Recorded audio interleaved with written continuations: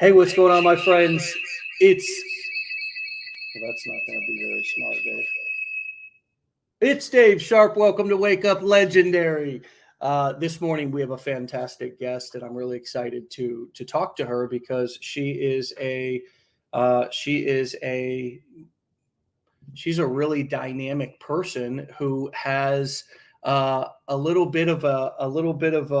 unique approach to some of the things that we often talk about here on the show, which is not sharing this business, not sharing what you're doing with friends, not sharing it with family. She disagrees. And she's also had some other incredible success she's excited to talk about. Ashley, welcome to the show. Hi, nice to see you. Oh, nice to see you as well. And thanks for bearing with our technical issues here. I have my phone as a backup here in case I need to switch over. So, No worries. as you heard behind the scenes there before we went live, we'll figure it out on the fly. And that's kind of a lot of how this business is, right? Absolutely. It all just, works in the end. Yes. So, my friends, would you tell me if I have some feedback in echo in the comments? I'll try to pay attention to them as Ashley's telling us about her story. I mean, I'll hopefully try to talk less, which is always a challenge. But tell us what brought you here. Tell us what you were looking to get out of this, Ashley. So, I don't know. I've always had an entrepreneurial mindset, and I'm always looking at new ways that people are generating income online. I've come from a photography background, been a family and wedding photographer for many years. And then I also have a background in network marketing, and I've done quite well with network marketing. And I still support the whole concept. I love MLMs. But I'm always looking to diversify and looking at what else is out there. And Yeah. this is something I came across on social media and was like, this is really intriguing to me. Anything passive income is where I want to be. Nice, nice. Yeah. So you have a success story from Yeah. some of the other ventures, and so often we hear people who say, "Well, I failed at these other things," but Yeah. you've actually had some success at these other things. And I bet as we continue to talk to, it's not going to be because you were lucky.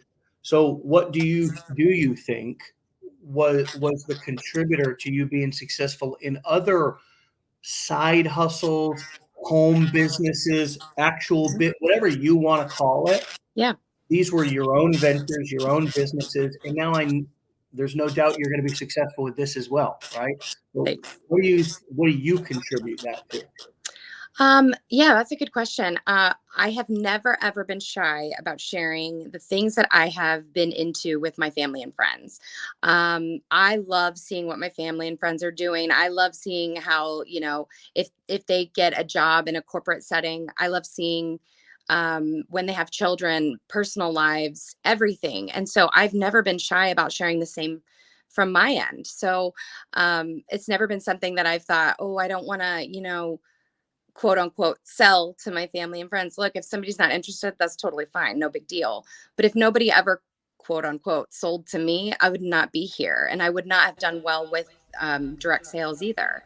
Right. So that's something that I've always thought should be shared far and wide.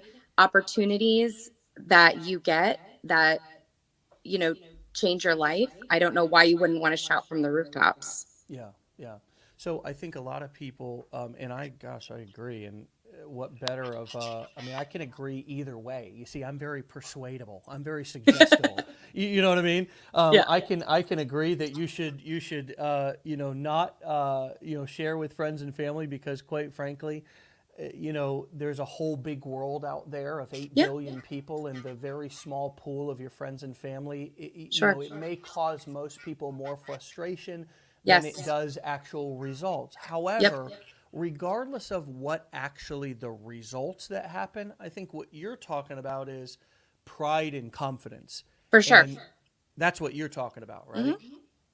Yeah, And definitely. I don't feel like it's something to ever be ashamed of. I never felt like direct sales was something that I should have to hide from anybody. I love the setup. I love the way that it's structured. I love the way this is structured. I'm very open minded, and I just feel like, why not let everybody decide for themselves? I don't try to censor myself in any way on my Instagram.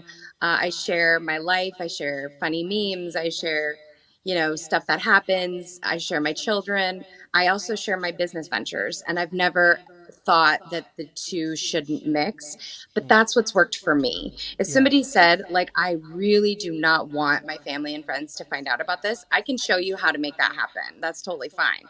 But for me in my life, I've never shied away from it. Yeah.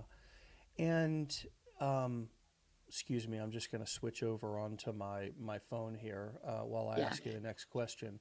But what is the difference between MLM and affiliate marketing in your, just so we can Hmm. give some of these very brand new people Yeah. some kind of definitions about what the new, and they are maybe nuances, they're smaller things that, Hmm. so thank you for asking, and why don't you give us your definition, your answer to that question.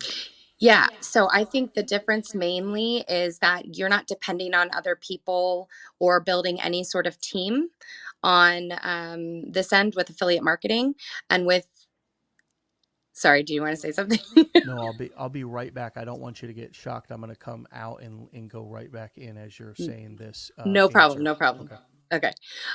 And then with direct sales, you have to, obviously you have more of a big network because it's network marketing. So you're really working more as a team. And then with affiliate marketing is very independent. It's very much self-led. And I think there's really beautiful things to both. I'm enjoying both of them. Yeah, I heard most of that. And No worries. how am I coming through on audio now? Am I good? Yeah, sounds great to me. Okay, sounds good to you. It's interesting. I this morning, you never know what the tools are going to do. I know. I know. Um, it's so so oftentimes we're dependent on these tools. Um, but you know what? There's always a, if there's a will, there's a way. And 100%. how do you not let, I mean, with all these various different ventures that you've done, and now you're doing affiliate marketing online, how do you not, there's probably been so many learning curves, so many little tools, so many little gadgets, if you've done MLM, so many products. How do you not let the little setup pieces that are there in every single thing that you're going to do get you frustrated? Yeah, you have to keep an open mind for the big picture. What's the end game here? What do you want to do for your family? What do you want to make happen? The rest is semantics. You can figure out anything. You can learn anything on Google. You can learn anything on, YouTube. But what do you want to make a difference as far as your family? And at the end of the month, when you're generating income and the numbers in your bank account, um, you can get past little things in order to make big things happen. So, was the tech a challenge for you at all? And what? Not really. I've done a lot of online learning in different spaces, just kind of like trying to make sure I stay current with skills. That's always been something. I'm kind of a workshop junkie. I like taking different workshops, even if I don't know how I'm going to apply those skills at the moment. I often will use them in the future. So when I see something like an opportunity to learn a new skill or anything like that, I tend to jump on it. So I wasn't intimidated. Actually, I find it all like the challenge, kind of an adventure when it comes to affiliate marketing.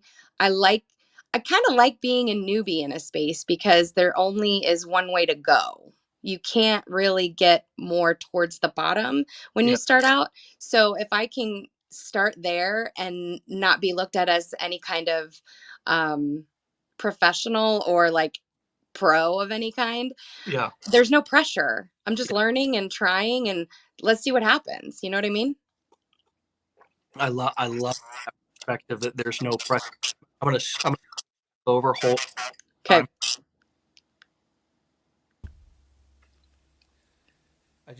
I didn't see any real benefit in being in the other on my phone. So No hopefully worries. this is Just just rolling with okay it. for everybody. Sorry about any echo or any technical challenges. I'll try to shut up and let Ashley do most of the talking. Um, so yeah, like when you look at it from that perspective, it's like you take the pressure off, right? Can you Yeah, say absolutely. more about that and why I think so many people act like, and I don't know if it's just self-absorbedness, we're just so focused on ourselves, and that's normal. That's not something to feel bad about. It's just Right. totally normal. But like we get so caught up, I call it stepping over dollars to pick up dimes.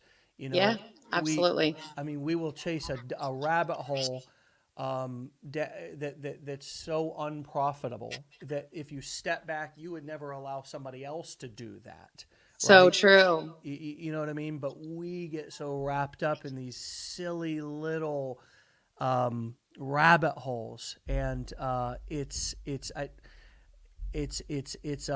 you're aware of those though, right? You're aware 100%. of those, and you Yeah. try to.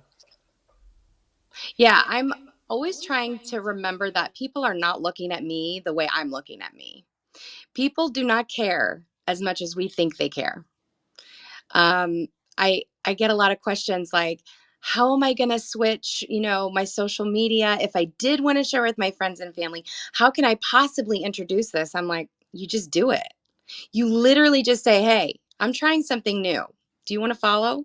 Do you want to be here for my journey?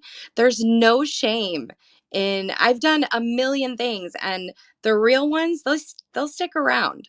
You know, if I somebody said this once, if you are worried about what eye rollers are going to say about you, then you may as well give them the pin to your bank account because they are preventing you from changing your life.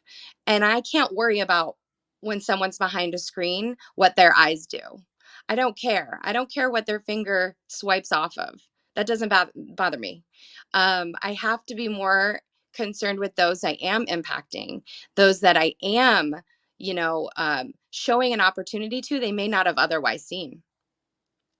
And are you finding that you're able to, in some ways, not replace those friends, but add new friends, add new people to your life and support group who totally understand what the heck it is that you're doing? Absolutely. Yes. I have much I don't know how to say this.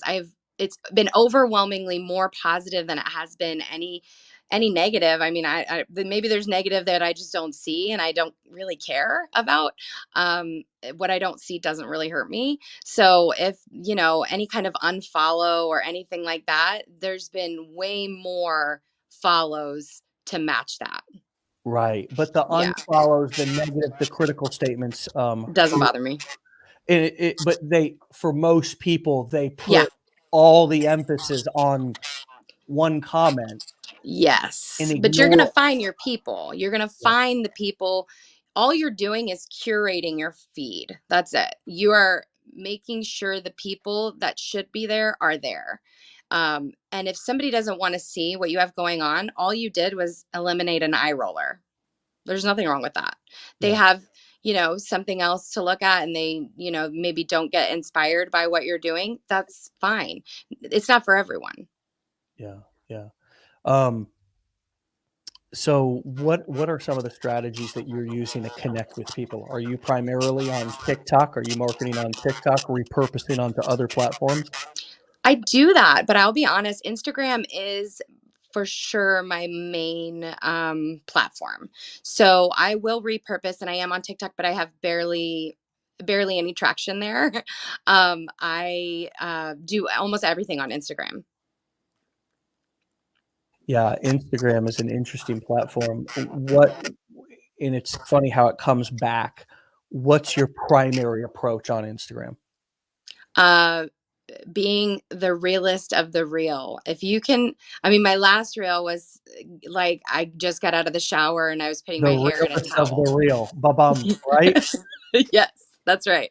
I just don't put on airs. People don't want to see perfect. Nobody can relate to perfect. Everybody relates to you being like yourself on the fly. Truly. Yeah, yeah, yeah. It really is true, but it's hard, right? It's why is Yeah. it so hard to be ourselves? I think we're just so afraid that people uh because we scroll and all we see is this perfection, and we see like filters, and I like filters. I'm not going to shy away from a nice filter, um but we see this curated feed that makes us feel like if we're not that, then we have nothing to offer. But it really couldn't be any further from the truth. I get the most responses on stuff like, that's me in the car with my kids, or like I said, my last reel where I was just like, just getting out of the shower, put my hair in a towel, and I have no makeup on or anything. Like, I think dropping the airs about us on social media is kind of the next big trend, is not having curation, not having a feed that looks perfect. Nobody looks at perfect or very polished and says, I can do that. I'd Mm. love to do what she's doing. Yeah. Nobody. Um, but people look at people that are imperfect, like me, and they go, well, if she can do it, Yeah. I can do it. And it's even when people are selling products. Hmm. It's not just if you want to do the thing that the person's doing. Even if somebody's selling products, I think there's a distrust, a mistrust, a Hmm. skepticism with buying from, yeah, perfectly perfected brands and perfectly curated feeds where you're like, this is like, you're right. The new trend is marketing that doesn't look like marketing. Yeah, absolutely. Sorry, I think I was muted for a second. Um, yeah, I totally agree. I never relate to anybody who looks really, really perfect. I mean, it's not that I'm not like, oh, go them. I'm not Yeah, like negative about it, but I don't ever see somebody who has a very polished presentation and is perfectly well spoken. And I've never thought to myself, boy, I'd really like to do that. I yeah, just think, oh, wow, good for them. They're killing it. And then I swipe, but I don't apply it to myself. You want it to be applied to you. You want people to see you and say, I want to do that. Be imperfect. That's yeah. the way you're going to get people to see you and relate to you. And I think we're muting you because it's coming, the echo's coming on from your end for me. No, it's fine, you're fine. But Joanne was doing the investigating behind the scenes and she's finally cracked the code. So this is hard for talkers like you and I'm going to talk and actually you're going to listen and then you're going to talk and I'm going to listen and we're not going to interrupt each other. This is groundbreaking stuff for you and I know, because we're both talkers. I can tell when I get somebody who's like, just like me in that way. But um look, I mean, the truth is that you're onto something right now. What you're talking about right now is a big deal, and it's a big deal from a couple of different standpoints. Number one, it's a big deal from the standpoint of just it's too hard to keep up with being perfect anyways. It is. In the perfectionism and trying to curate the perfect feed and make your TikTok profile, your Instagram profile look perfect. It's just too much to keep up with. It's an unrealistic goal you're never gonna achieve, and it's never gonna be good enough in your eyes. That's the whole thing, is that nobody in the marketplace is ever gonna tell you, now you're perfect and I'm ready to buy. No, but no, that doesn't happen. So what happens is you keep looking at it and it's never good enough for you because of I'm also comparing. And so that's why it's not a good idea. It doesn't even make sense. But also what you're talking about here from this trend thing and who people are buying from and what people are tuning into is just such a big point right now. I want to make sure that people don't miss this, that the old perfect sitting in a studio delivering content is no longer, as a matter of fact, the weirder you are, sometimes the uglier you are. Sometimes all of the things that at one time were like, oh, if you're this, you're not going to be in show business or entertainment or marketing. All those things are essentially out the window, but you still have to know what the hell you're doing.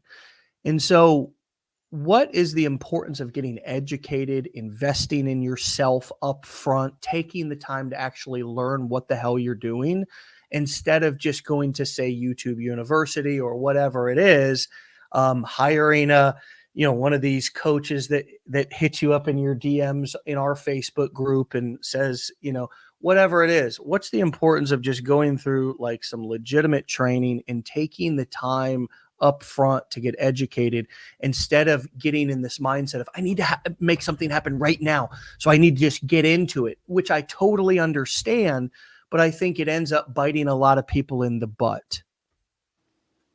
Yeah, no, I totally agree with you. And what you were saying about this curation, I come from a photography background and it is really drilled, the curated feed and making everything look a certain way. So if you have to come out of that and like totally change your mindset, just know you're not alone. I had to do the same thing. It's very hard to look at a feed that you're used to, the old Instagram rules of making it look cohesive and that. I mean, it's not like that anymore. I always think about coming to my feed as a stranger and what I would be interested in see, what would catch my eye. And I try to think about it from that perspective. So also to touch on what you were saying with, why it's important to invest in yourself. I looked at this as something I wanted to do as a job. I would like to be paid for this. And so when I think about that in terms of education, I don't think it's crazy to invest just like we do with college courses or whatever it is that we're doing that we're trying to learn. Again, with my photography background, when we want to learn new skills, we take workshops. And we are expected to come out of those workshops with a new um, perspective, new skills, marketable skills potentially, and learn things that we can apply in our jobs. And this is no different. I didn't look at it any differently. So when I think about investing in myself and learning new skills, I always think about how I would do that at the drop of a hat for a photography workshop. I would do that. A lot of us would do that, and we have done that with college education. We don't think twice about investing in that way. So I don't really see any difference in this. I viewed it in the same way. You're viewing it from a professional context also, and from the context of both a business owner, but also somebody who's self-employed, right? And yeah, absolutely. Continuing education. My wife has a degree in psychology and was pretty dead set on having her own practice and kind of following that path until she realized that that's not what she wanted to do for now, anyways. And the amount of, both education, but also she had to do a 2-year internship where she worked for free. And then there's lots of various things, continuing education. She had a couple of different license or certifications, CAPS, certified addiction professionals, stuff like that. So yeah, you're right. I mean, when you look at it from a standpoint of just being a professional in this world, right? No matter what your profession is, but being a true professional, right? Then there's going to be, there's always education. There's always continuing education. There's always certifications, but more importantly, as an entrepreneur, it's just smart to have an edge. I've become almost addicted to buying various different education things or whatever, not in a bad way, in a way that's just, I'm so hungry to just, if I buy an entire course and I find, if I get one little nugget out of it, it's not, I'm like, holy shit. Like, and usually that's one of, that's one of the ways that I'll use certain courses, a copywriting course or something like that. I just bought one from my buddy, Chris Haddad, not a buddy. He seems like a buddy, right? When we are following people online, but I really feel like when people come in, they really view the very low to no cost software that it takes to do this as just only a cost. They also view our education as a cost, not really as an investment, and not really as, hey, this is just a part of doing business. This is like knowing what you're doing and having the bare minimum tools is kind of like the bare bottom to where you can kind of determine, if I'm not willing to do these things, entrepreneurship might not be for me, right? And I need to be honest about that, because I if I just want, if I don't ever want to make any investments in myself, and this is a question that I'd ask every single person, and I'd like to hear your perspective on this. I bet the majority of you, if you answer this question honestly, the answer will be no. It's been a long time, if not. When is the last time that you actually invested in yourself? I'm not talking about a clothing item or something. I'm talking about really, folks, everybody who's listening. When's the last time that you invested in yourself? Like really to upgrade your value, whether that was going to school, whether that was doing something like this, but really, when's the last time? That concept is, it's just very telling that in America, doing something like this is so viewed as this is the land of opportunity, but in college, 60, $80,000 in unforgivable loans where you got to sit there for 4 to 8 years is perfect. But learning something from a successful entrepreneur in a course for a few $1,000s is a scam. You know what I mean? What comes up for you as I say that? Well, coming from a background of MLM, I've heard the word scam more than I can, more than my fair share in my whole life. So I'm super familiar with that word. And then also with this, people are like, I think maybe because they were used to me talking about a direct sales company, which if they stuck around and they weren't interested in an MLM, like A plus friend, thank you so much. But at the same time, I think that people were weary because they're like, oh, it's an MLM. Even though I was really successful and have been successful with direct sales, they're really like, ooh. And so I think you're so right. People are so quick to write off things, but they will not even blink at spending $50,000 or whatever for a college education, which I'm not devaluing in any way. But it is so funny the way that we are set up and programmed to think that that is a drop in the bucket and expected and just something that you have to pass through.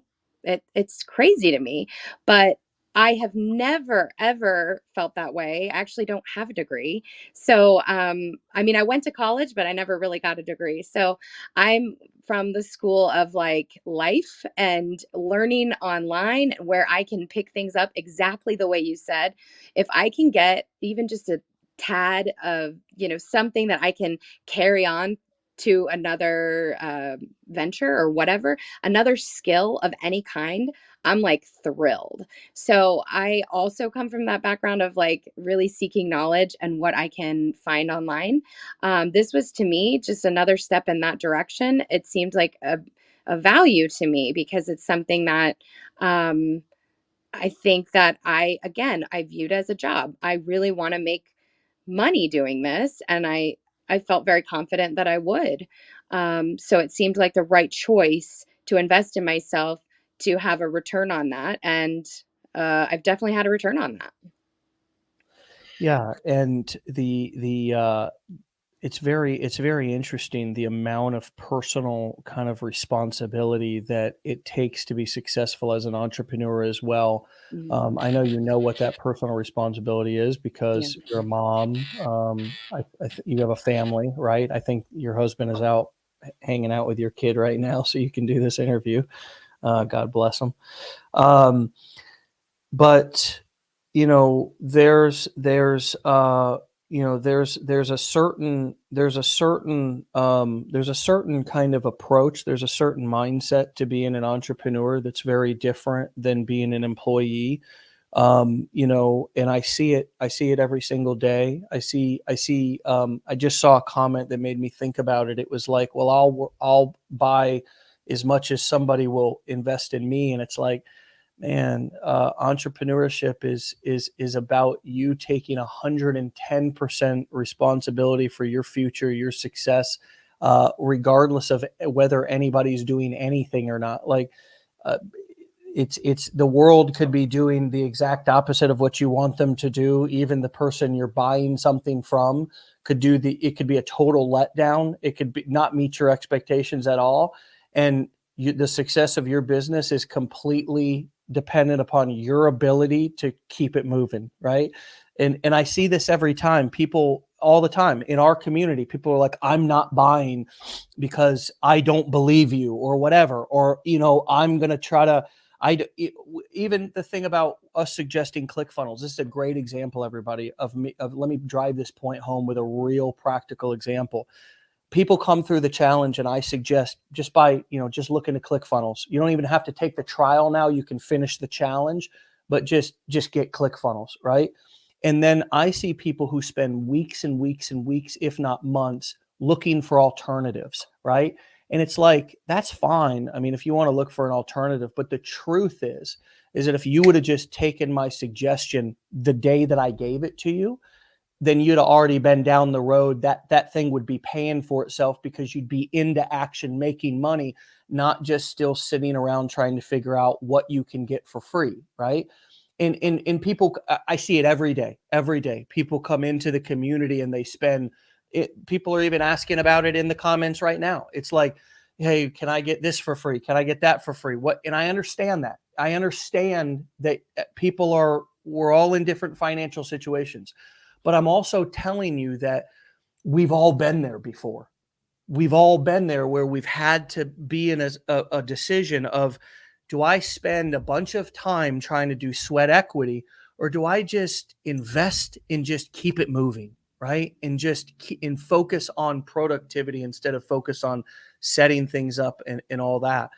And it's a difficult thing. It's a difficult thing to go from an employee mindset to an entrepreneur mindset to where you're 100% responsible for everything, even if somebody pisses you off, even if you hire a coach and you come to the coaching call and they say you're a failure, you should never do this, it's still 100% up to you as to whether you say, boom, screw you, that's not, thank you for your input, and I'm going to keep it moving. How do you avoid how do you decide kind of, what am I going to spend time trying to put sweat equity and learn on my own and figure it out on my own?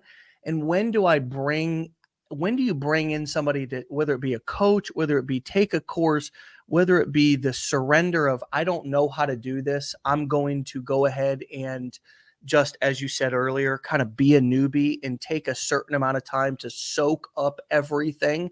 Did you dedicate 30 days to where you said, I'm not even going to worry about making money?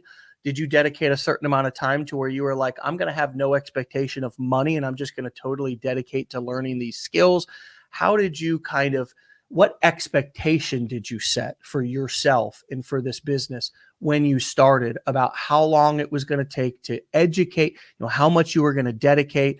Were you going to learn as you went? How did you set expectations at the beginning to be able to say, okay, in your case, you did buy you went through the challenge, you went through the blueprints as well. You bought the blueprints. How did you set expectations for yourself to both learn, but then also to get results, and for those to not be too far apart, but also realistic enough that you didn't expect everything to happen overnight? So, I don't know if you're familiar with the Enneagram scale of like the personality tests. If you are, or if anybody is, know that I'm an Enneagram 7. And that means that my life mantra is YOLO. Literally, I am the most impulsive, the most excitable and daydreamy person in existence. So when I see something like this, I'm like, immediately, what are the possibilities? What could I do with this? How can I form this into something that will work for me? And I get excited and I get very, very enthralled to the point where I can't think about anything else. I know people can relate to that out there, when definitely when it comes to affiliate marketing. We watch these videos, we know these people are killing it with this. We know it exists. We know it's, I mean, in our heart of hearts, we know it's not a scam. People are paying, what, 86% of businesses have an affiliate marketing program. Like, it's real. And then we get so excited that we can sometimes burn ourselves out a little bit by just the possibility. And then we post like one video and we're like, all right, when do I make the money? And that's just not realistic. If that happens, like, go you, but that's just not something that I have experienced. So I guess for me, I had to really temper my like childlike excitement over this to be like, okay, it's really a business and I really have to do this and I really have to like put actionable steps forward. Like you were saying, everything falls on you as a business owner 110%. Like it is truly about personal responsibility and owning every single decision you make.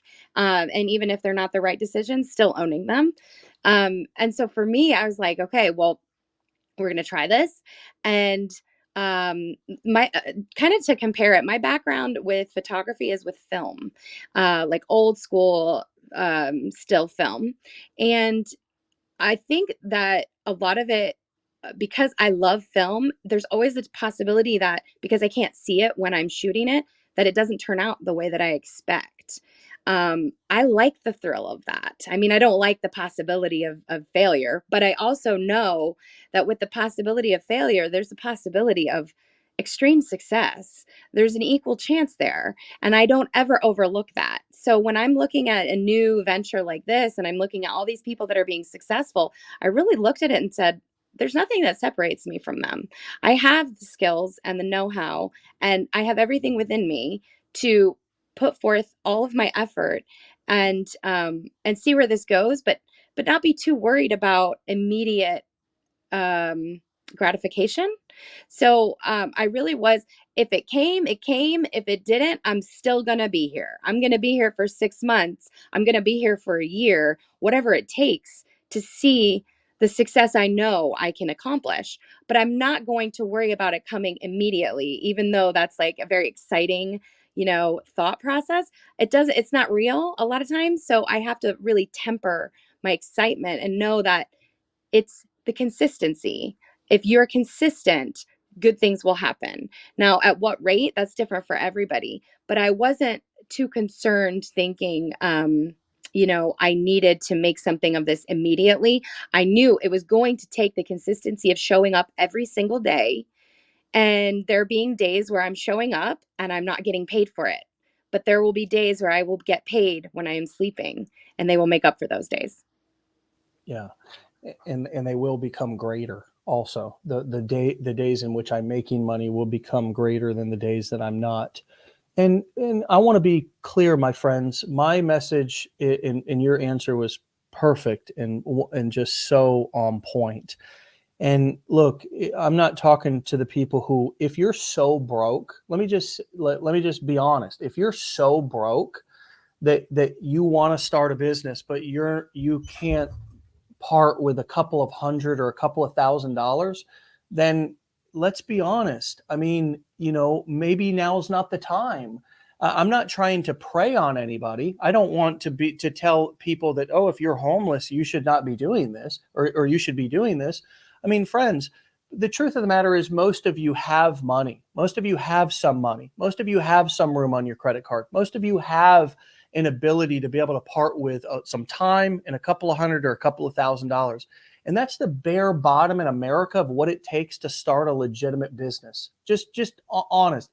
It's just a fact. I think that too many gurus on the internet are like, everybody and anybody can do this. Just get in line. And the truth of the matter is the talk that you're talking right now, you've trained your mindset. Even if we don't talk about the money, which the money is the least important thing, honestly, folks, the money, and we look at the money like it's like everything, like, oh my God, I don't know if I want to spend this to get started.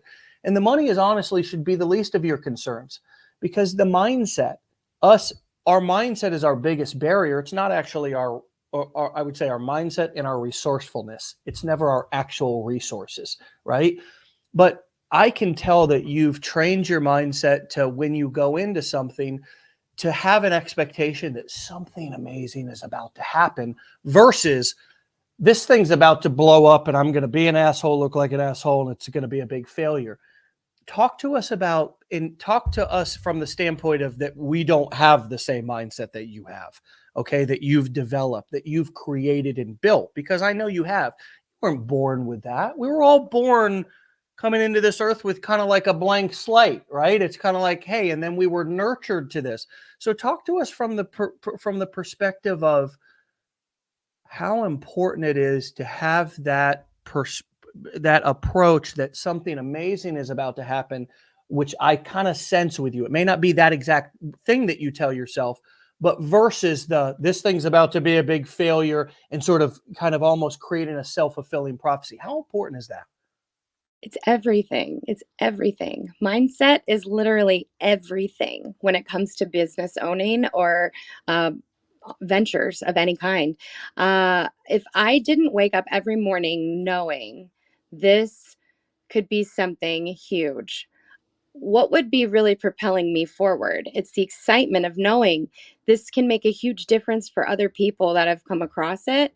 I'm helping other people to also realize their journey and their, way forward. I love that. I love helping other people and other women, especially like me, who are, with children and staying at home and homemaking or whatever you want to call it these days. I love the excitement of having something else going on too. That really, really matters to me. And I know it matters to other women who are at home because sometimes it can be really draining to have the only thing. And it's not for everybody. I mean, there's lots of people who are very fulfilled by having everything they do revolve around their home, and that's fine. But for me, it matters so much to have something going on outside of that. That's just for me. That's just for me to invest into and to become more of what I know I am, and then go back to my family a more fulfilled person. And so I really have always viewed it that way, and something that I can better myself as a mother by being fulfilled outside of being a mother as well. I I love that. I love that because my wife and I really went through that personally, where she was a the supervisor at a believe in a nonprofit here in a homeless shelter.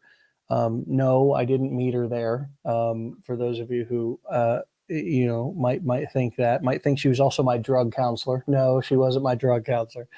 She's also in long term recovery. We met there, believe it or not. Um, but she was the supervisor of a homeless shelter, and she had worked her way up in that particular company. It was a nonprofit when I met her, and I started this, and then eventually she, we started to talk about what our future looks like, and we had kids, and then she had quit there, and it was like, okay, what am I going to do? Like, and I think finding that purpose, it's definitely more. I mean, I didn't go through that. I didn't personally go through that because I had my business, and I had, um, I didn't quit anything or give anything up, right? I only gained more things with gaining a member of our family when we had a kid. But my wife lost something. She lost a lot of her, I'd say, her professional identity. She lost her job. She didn't really want to give that up. She loved her job. Honestly, my wife loved her job. She loved what she did. But she wanted to do what she did for what she wanted to transition out of that for the greater good of our family, right? And come over here and also work with me, figure out some way to work with me. And just for those of you who are also wondering, I didn't always work with my wife. I did this on my own for several years before my wife quit her job. She kept her job. She stayed in her job because we didn't have small children yet. I have an older son. I have an older child, and he was in the house, but he was older, so he didn't require that little tiny attention that these little stinkers require. And so I get what you're saying, not from the perspective of going through it personally, but watching my wife go through it. And how many moms do you think out there right now are going through what you just described, that you feel that you're trying Uh, to reach? Are we talking Tons. hundreds of millions? Literally, it's endless. I mean, my small little sphere, it's 95% of them who love having something outside of, the daily grind of motherhood. It really can and make you feel a little bit isolated. Like I said, there's people that are going to be listening to this going, absolutely not, I'm fine. Like, you don't have to tell me. That's fine. I mean, I actually admire that. I think that's phenomenal. But for me, that was just never the case. I'm very driven outside of that. And I need something that makes me feel uh, a sense of hustle, a sense of excitement, gives me the drive to achieve new things, and learn new things about myself and about the business. So for me, this is really something that, like, immediately I saw and was like, I need this in my life, like, for sure. And I know there's so many people out there that feel the same way. Like, I can speak from dad's perspective, guy's perspective, I can't speak particularly from your perspective, but yeah, like, I think guys are it's a little bit more difficult for some guys to kind of, you know, really be like, "Okay, um, I'm gonna do what? Work on my phone? Like, what?" Like, I know I've got a lot of construction buddies who are pretty tough guys, you know what I mean? Um I mean, some really tough guys. And yeah, I think they don't see themselves doing that, but they still want something, you know what I mean? They're always picking my brain, but they can't I don't really, and I don't push my stuff onto any of my friends. I actually have friends that I don't talk about business with, believe it or not, and I actually really enjoy it. But but there's a lot of dads, there's a lot of guys who are hurting also. You see them on the show all the time. And I can tell you that things got a lot easier after the pandemic to, like, everybody. Did you notice that too? Like, before that, it was like a big scam to have any sort of work from home.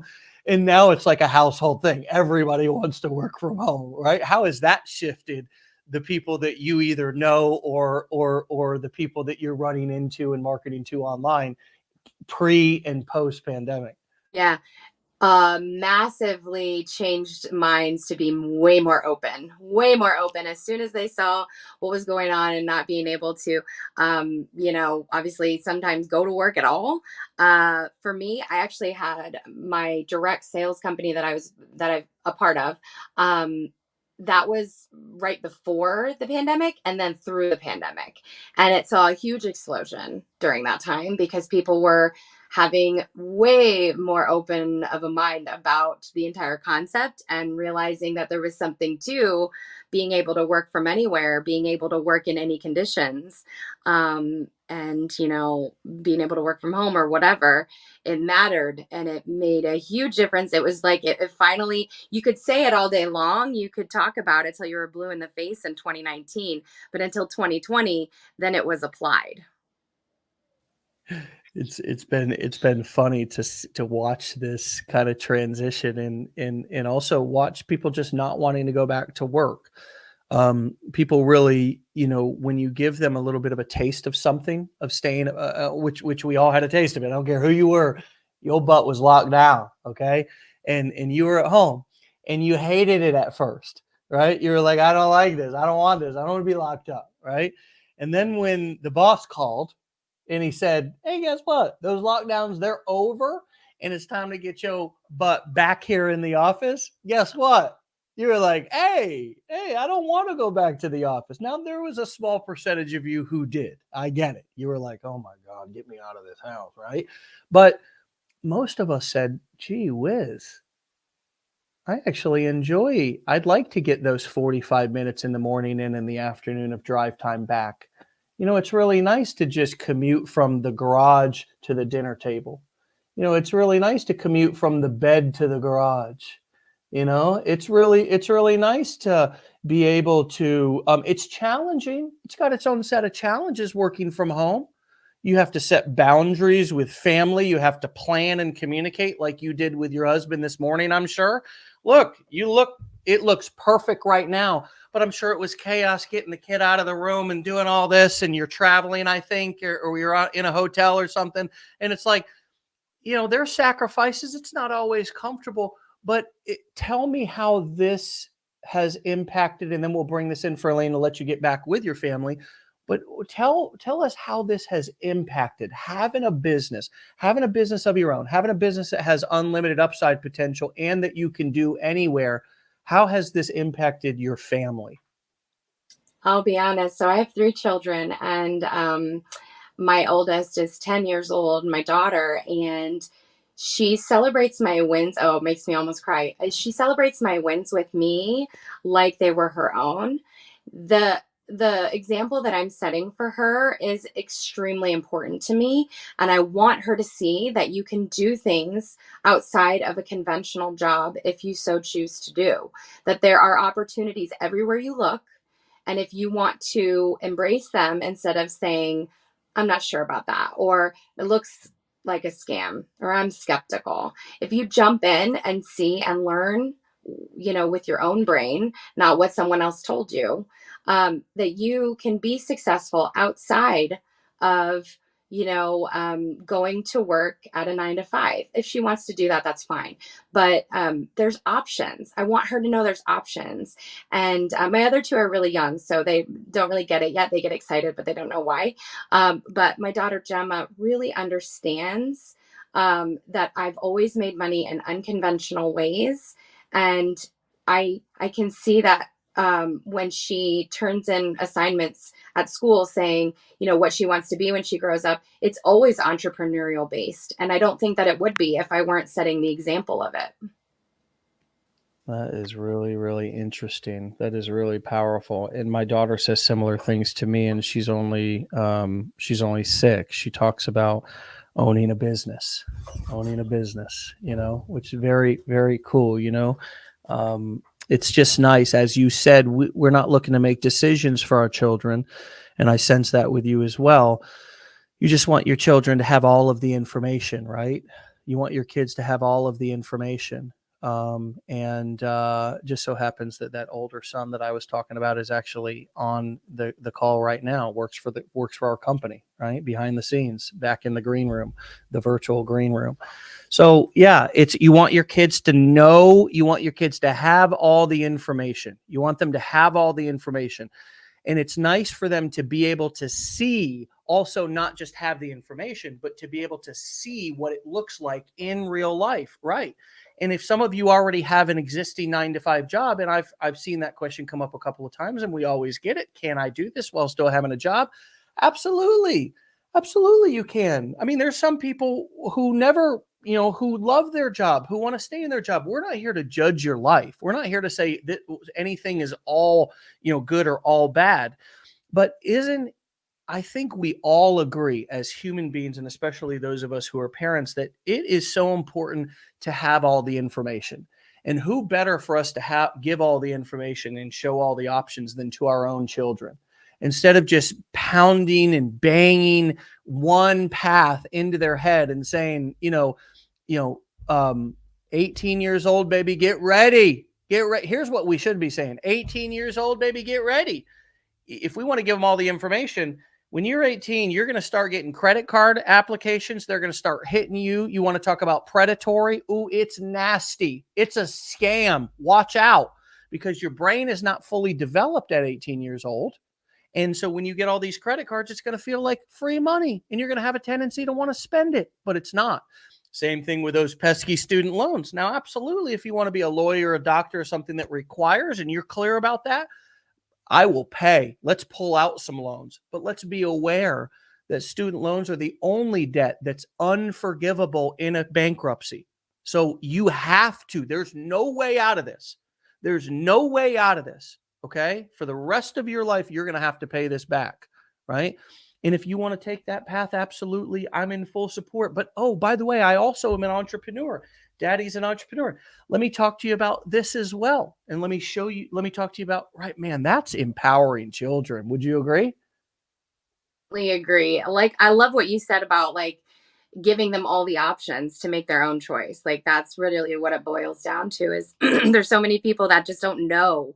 They don't know that this is the time to make money online. Like, if ever there were a time in history for making freaking money online, yeah, it's unbelievable the amount of opportunity that's out there right now. that, my mom actually will say, her dad, my mom's kind of getting involved now because she loves this. She loves watching me. She loves the hustle. She never really had anything like this. And she's like, all right, I want to do it with you. I'm like, okay, let's do this. So I've been helping her get stuff set up. But her dad, so my grandfather, he's always wanted to own his own business.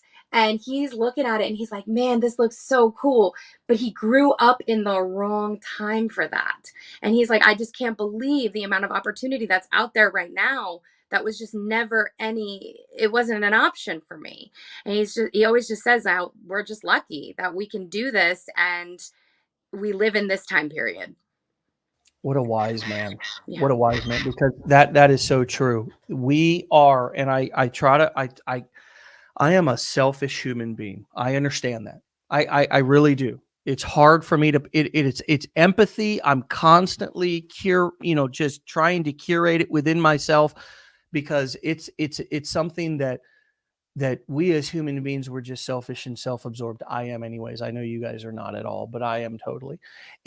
But man, to just sit here and step outside of myself for a second and think, wow, man, my grandfather, your grandfather, grandmother never had this, man.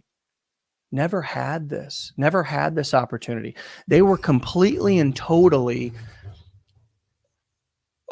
confined by their local community, by the people that were within their local neighborhood. That's the only, and if you wanted information outside of that geographical area, of course, some news in radio, sure.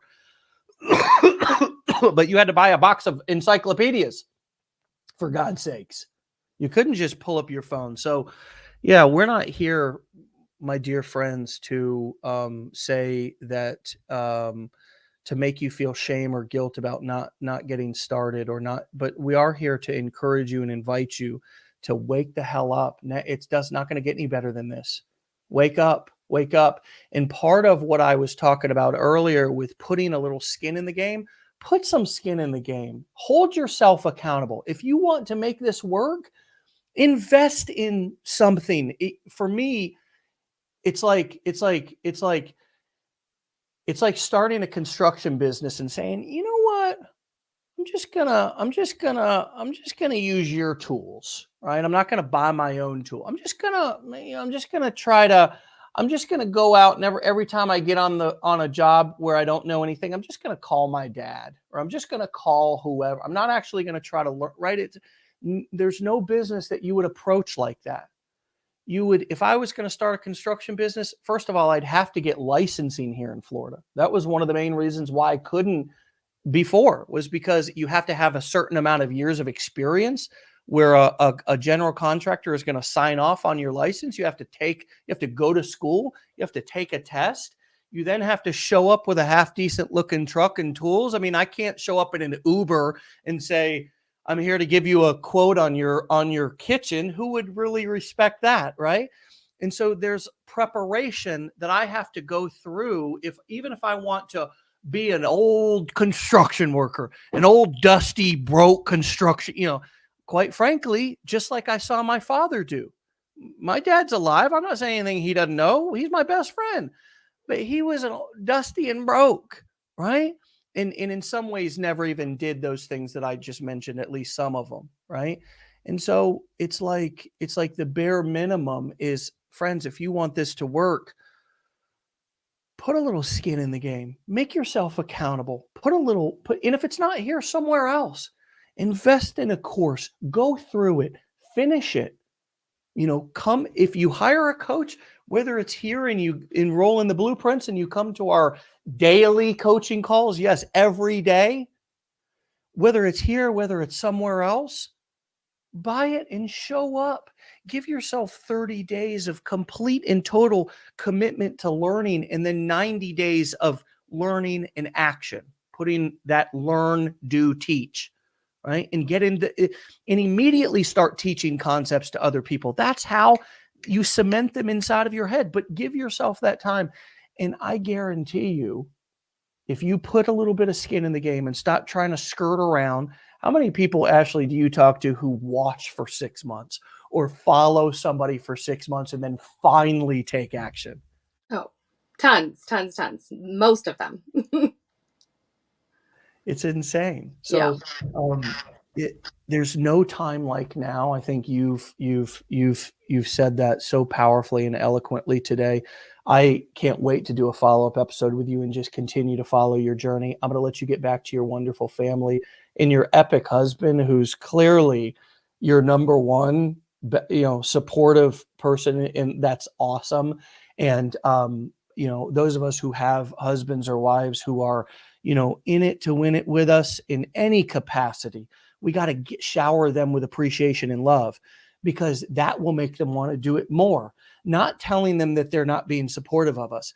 Just focus on the shit they are doing right. Focus on the ways they are supporting us. Focus on any little thing or an adjustment that they're making. Just be the leader. Shower them with appreciation and love. I didn't do that as much as I should have at the beginning. And I didn't realize how much my wife was sacrificing, but just not in the ways that I thought she should have. But it's a beautiful thing when you have somebody who's there with you. I love to know that you do as well, Ashley. And thanks for your time today. Come back and see us again if you would. Dave, thank you so much. This has been really, really cool for me. Thank you. Get out of here. Back to All your right. family. Okay. We'll talk to you later.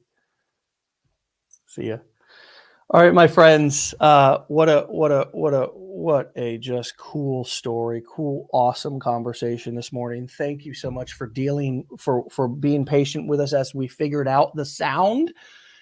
I want to just point that out, that at the very beginning of this episode, the sound was screwy. Like the microphones, there was echo, there was feedback. And it was 10:03. And you know what I said? I said, hey, let's just go live and figure it out on the fly. And we did. We went live. We figured it out on the fly.